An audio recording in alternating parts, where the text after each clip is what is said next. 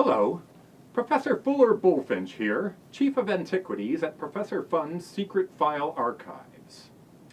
As you engage in your study of Easter Island, we thought it best to shine some light on the mystery said to surround the giant heads.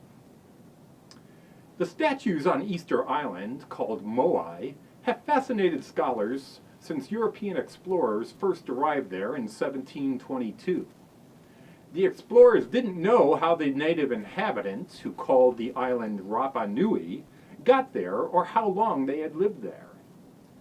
To European explorers, it seemed impossible that the few people living on Easter Island had built the more than 600 giant stone statues that covered the island.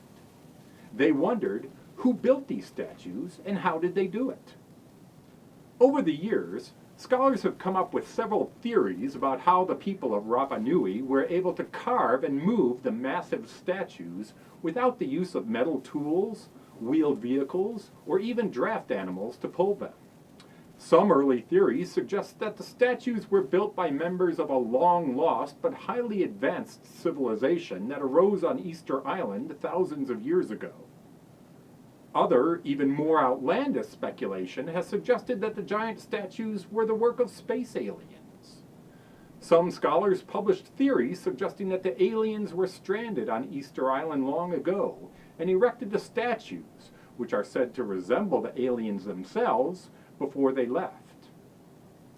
Of course, such theories hinge on the idea that the native peoples of Rapa Nui were unable to carve and transport the giant heads themselves. However, modern archaeologists have actually solved much of the mystery of the Easter Island statues. Although there are still some unanswered questions, scholars know that the early islanders created the famous statues beginning sometime after about 800 AD.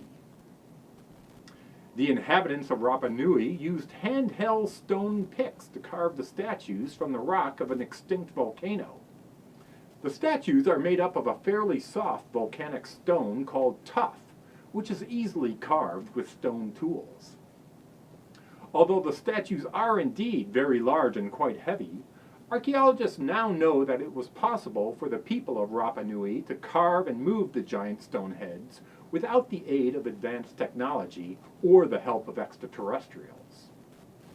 An important lesson from Easter Island is that people in ancient times often developed ingenious solutions to difficult technological challenges. Perhaps we should give the original inhabitants of Rapa Nui more credit.